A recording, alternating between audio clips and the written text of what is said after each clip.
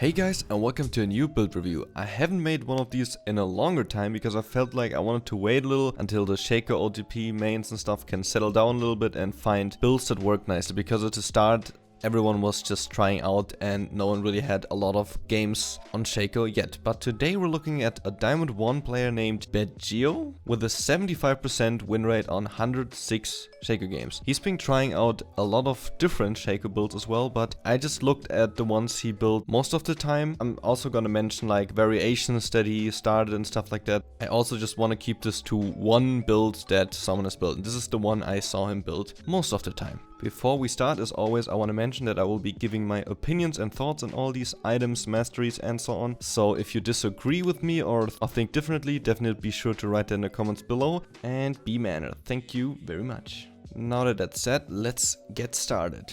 The start is pretty normal. He just starts with Hunter's Machete like everyone does, and then he had two options. He either went for Revenue Speed or for Health Potions. Revenue he was trying at the start, but now he's pretty much always going with Health Potion, which is my pick as well. I do like the beat because then you can get Hydra quicker, and health wise it's pretty much the same, but I still kind of prefer the potion. Even when you then have Time It and you also have the beat, then you have still more sustain, and I also like the little mana that it gives as well. So in my opinion it's still worth getting the potion, but depends on your playstyle and what is more important to you, of course.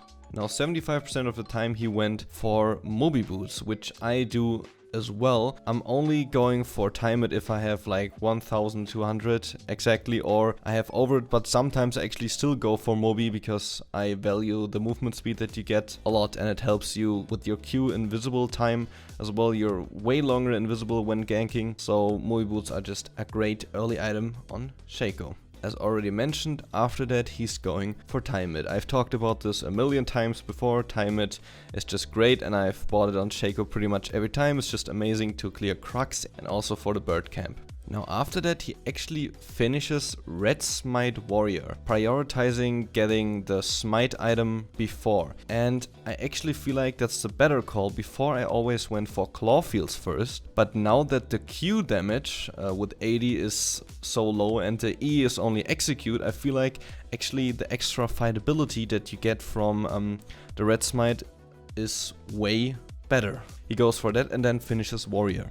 I feel like I haven't really seen a lot of people build Warrior. Most of them just skip it or go for Blood Razor, and in my opinion Blood Razor actually feels way better. You can fight Bruisers and enemy junglers or whatever way better with this one, but with Warrior of course the initial damage when you Q in is a lot better, but I'm still not sure if it's worth. I tried this out in my flex queue, as you can see in the background, and it actually worked pretty amazingly. I haven't tried out too much with Warrior, but this time it actually worked quite good. After this he goes for an item that now synergizes amazingly well with Shaco, which is Infinity Edge. Why does it synergize, you may ask? Because of the passive. The passive gives you more crit damage, and as we all know, his backstab is crit.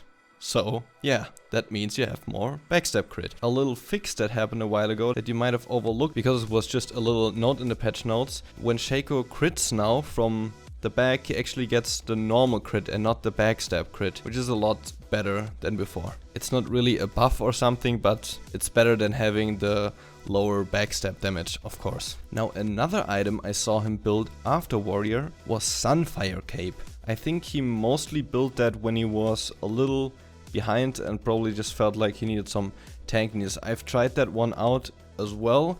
If you're ahead, I don't think it's the greatest thing, but if you're a little behind, you can farm even quicker because of the Bambi Cinder, and the passive damage when standing in a fight is pretty great as well. But I like going for Infinity Edge a lot more. After that, he goes for the Titanic Hydra. Now when you go Sunfire first, of course, Titanic does some more damage. So that is a nice combination as well, of course. Time It has been a subject of a lot of videos as well. Nice clearing again, nice burst when activating it, a little bit of tankiness, and also of course your clone sprays 2 times. So yeah, just a great item overall. This is pretty much the core that he builds 75% of the time. After this he built various items which we're gonna go over right now. The item that I've tried out most of the time is Trinity, because I feel like Infinity, Trinity and Titanic are like amazing strong items, and if you have these ones, you feel amazingly strong.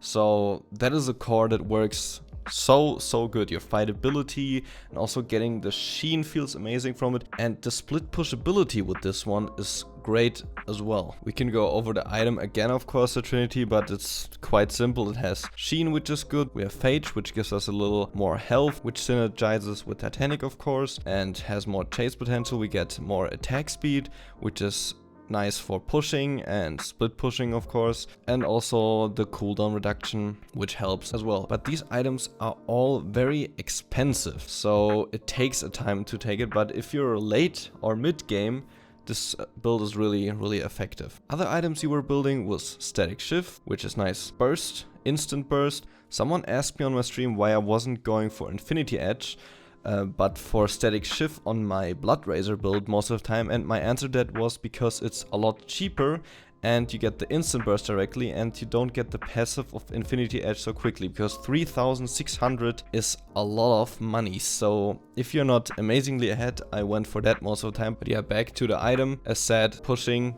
bursting, just nice item overall. And also if you have Trinity and this item, the split push is so freaking amazing because you have so much attack speed and sheen. You can chunk down towers by yourself with your clone. It's pretty freaking insane. The last items I saw him build were Guardians for obvious reason, just getting magic assist armor. And it's also great to maybe one shot the AD carry and do some damage to the mid lane or something, then die and get up again and Q away or go in as well. This can be a team fight winner, and in late game we all know that one team fight can decide the whole game really easily.